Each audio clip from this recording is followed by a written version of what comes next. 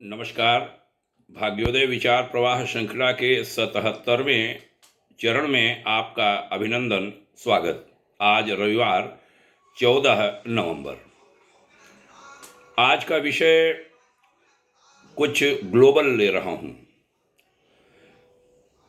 ऋषियों की देन क्या है मानव जाति को सबसे बड़ी, यदि सवाल किया जाए तो जवाब होगा कि पर्व और संस्कार, त्योहार और हमारे संस्कार ऋषियों की मानव जाति को सबसे बड़ी देन है। पूरे जीवन, पूरी जीवात्मा को संस्कारों से आबद्ध करना और पूरे वर्ष को त्योहारों से बांध देना, बड़ा सुंदर देन है यह हमारे ऋषियों की। इधर देखा गया है कि हमारे कुछ पर्व दुनिया भर में मनाए जाने लगे हैं, दुनिया के अनेक देशों में। जैसे दीपावली को ले लें, अभी दीपावली हमने मनाई।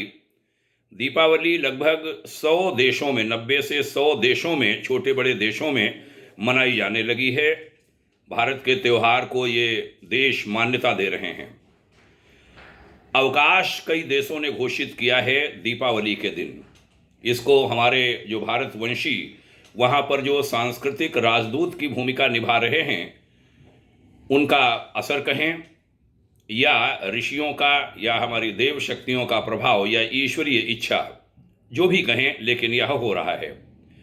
कभी क्रिसमस ग्लोबल पर्व के रूप में मान्यता पाया हुआ था, पर्व हुआ करता था। भारत में भी ईसाई कम हैं, लेकिन अवकाश रहता है 25 दिसंबर को। दीपावली के पर्व की भी ऐसी ही कुछ मान्यता होती गई है। दीपों का पर्व है। दीपकों का महत्व सभी धर्मों में, सभी संप्रदायों में, पूरी दुनिया में एक जैसा ही है। सभी दीपक को मानते हैं, प्रकाश की पूजा करते हैं।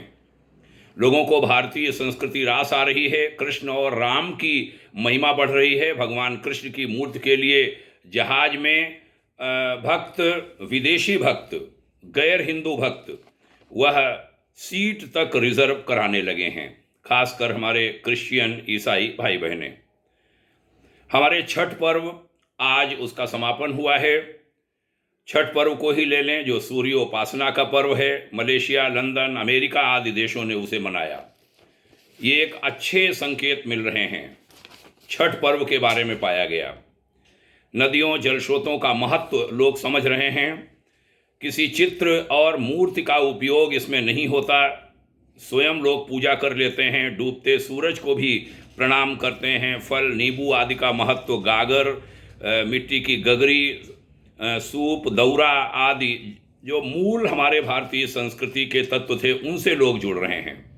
उनका महत्व परिवारों और समाज में एकता और एकरूपता का स्वरूप भी बढ़ता जा रहा है। ये कुछ अच्छे संकेत हैं। हम कहते रहे कि कण कण में ईश्वर है। ईशावास्यमिदं सर्वम यत् किंचित जगत्याम जगत कह करके हमने कहा कि कण कण में ईश्वर विद्यमान है। अभी हाल में एक साहब को नोबेल पुरस्कार मिला, विदेशी सज्जन थे। उन्होंने कहा हर कण में गॉड पार्टिकल है। नोबेल पुरस्कार उन्हें मिल गया। उन्होंने कहा दिखता नहीं है, लेकिन वो है। ये हम बहुत पहले से कहते रहे थे। विदेशों ने कहा तो भारत भी मान रहा है। ये कुछ हमारा कल्चर हो गया है। आज का जो विषय है वह कुछ मैं यूं ले रहा हूं कि हर मनुष्य, परिवार, समाज और राष्ट्र का एक मूल होता है, जड़ होती है। हमारे देश का मूल हिंदुत्व है। दुनिया के अनेक देशों का मूल हिंदुत्व रहा है, सनातन रहा है। इंडोनेशिया के पूर्व राष्ट्रपति सुकर्णो की पुत्री सुकुमावती का हिंदू धर्म स्वीकार करना मूल की ओर लौटने की एक प्रेरणादायी मिसाल है, एक प्रेरक उदाहरण है। इन दिनों ये विषय दुनिया के अनेक देशों में बड़ी चर्चा का विषय बना हुआ है। दरअसल इंडोनेशिया के मूल में है हिंदू परंपरा। वहाँ हिंदू राजाओं का राज रहा। मुस्लिम व्यापारी वहाँ आए, संख्या बढ़ी धीरे धीरे। आज 26 करोड़ जनसंख्या में 87% मुस्लिम हैं और केवल 1.5% हिंदू। लेकिन आज भी वहाँ के राज चिन्ह में भगवान विष्णु हैं। वायु सेना सेवा का नाम गरुड़ एयरवेज है। यहाँ जैसे एसडीएम का पद होता है, उप जिलाधिकारी, सब डिविजनल मजिस्ट्रेट का, वैसे वहाँ महीपति उस एसडीएम के पद को कहते हैं। सुकर्णो और सुकमावती भी हिंदू परंपरा के ही नाम हैं। आज भी वह परंपरा जिंदा है। सुकमावती को हिंदू धर्म ग्रहण करने की प्रेरणा उनकी दादी से मिली। उन्होंने रामायण और महाभारत पढ़ी। लगभग 20 साल से उनका भारतीय शास्त्रों के प्रति आकर्षण है और वह पढ़ती रही हैं। हिंदू धर्म स्वीकार करते समय सभी रीति रिवाजों का पालन किया गया। पंडितों ने वेद मंत्र बोला और विधिवत जैसे धर्म स्वीकार करना होता है वह हुआ। यह मैं कहूँगा कि भारत ने हमेशा अपने मूल तत्व को बढ़ाया है। अनेक महापुरुषों संतों ने भारत के मूल बोध का जागरण किया। शायद इसीलिए यहाँ सारे पंथ संप्रदाय सह अस्तित्व का आनंद उठाते हैं। आदि गुरु शंकराचार्य ने इसी मूल तत्व को बढ़ाया था। शंकराचार्य जी जो वर्तमान के हैं 4 पीठों में से एक पूरी पीठ के अधीश्वर पूज्यपाद स्वामी निश्चलानंद सरस्वती जी महाराज इसी पर विशेष काम इन दिनों कर रहे हैं। हमारे गुरुदेव, हमारे मार्गदर्शक पूज्यवर आचार्य श्री राम शर्मा जी बड़ा काम करके गए हैं।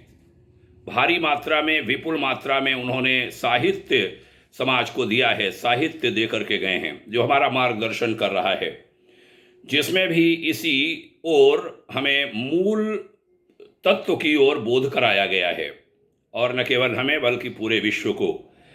हाल में केदारनाथ में हमारे प्रधानमंत्री माननीय श्री नरेंद्र मोदी ने शंकराचार्य जी की, आद्य गुरु शंकराचार्य जी की प्रतिमा का लोकार्पण किया था। वो भी उसी परंपरा को बढ़ाने और भारतीय अस्मिता की रक्षा की प्रेरणा देने का काम था।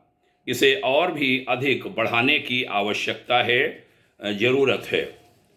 ज़रूरत तो इस बात की भी है कि मुस्लिम पंथ सहित विभिन्न संप्रदाय स्वयं को अपने पूर्वजों से जोड़ें। कुछ विद्वान ऐसा करते भी हैं, हमारे मुस्लिम विद्वान, लेकिन वे एक बड़े वर्ग को भारतीय राष्ट्रभाव से जुड़ने के प्रति अपनों के संशय को दूर नहीं कर पा रहे हैं। यह संशय और असमंजस वास्तव में राष्ट्रीय एकता में बहुत बड़ी बाधा बना हुआ है। इसको दूर करने की बड़ी आवश्यकता है। हमें ऐसा लगता है कि इंडोनेशिया की सुकुमावती वाली घटना खासकर दक्षिण पूर्वी एशियाई देशों के बड़े अंचल के निवासियों को अपनी मूल संस्कृति से जुड़ने को गति दे सकती है। इस दिशा में और प्रयत्न होने चाहिए। भारत के वरिष्ठ स्तंभकार, लेखक और उत्तर प्रदेश विधानसभा के अध्यक्ष श्री हृदय नारायण दीक्षित जी ने एक दिवस लिखा था, हमने उसे पढ़ा, बहुत अच्छा लगा, यहाँ मैं उसे उद्धृत कर रहा हूँ।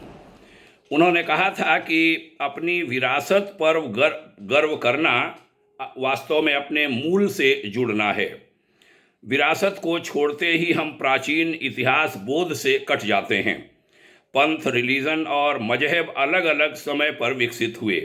अपनी पसंदीदा पंथिक आस्था अपनाने का अधिकार सबको है, लेकिन विरासत को छोड़ते हुए हम संस्कृति को खो देते हैं।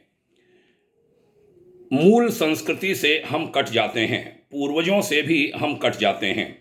इंडोनेशिया इस दृष्टि से सारी दुनिया का प्रेरक देश बन गया है। वहाँ मजहब इस्लाम है और संस्कृति भारतीय। वे राम और कृष्ण को पूर्वज मानते हैं और मजहब को इस्लाम। सुकुमावती ने मुस्लिम बहुल आबादी वाले दुनिया के सबसे बड़े देश इंडोनेशिया में एक नई नज़ीर पेश की है। मध्यकाल के दौरान भारत में भी एक प्रयास हुआ था, जब औरंगजेब के भाई दारा शिकोह ने ऐसा ही प्रयत्न किया था। उन्होंने उपनिषदों और दार्शनिक ग्रंथों का अनुवाद कराया था।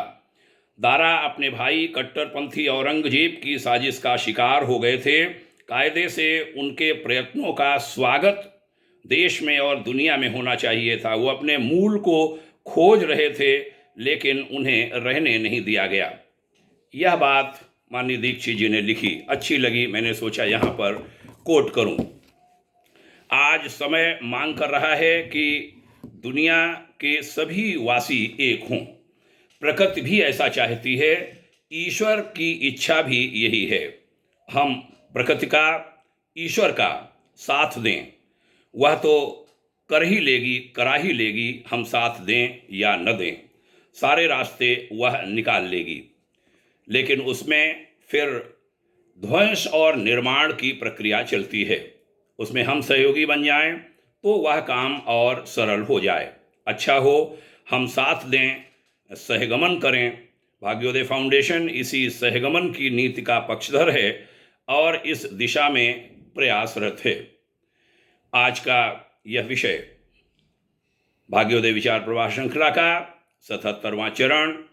आज यही विषय, ये एक ग्लोबल चिंतन का, वैश्विक चिंतन का एक विषय है।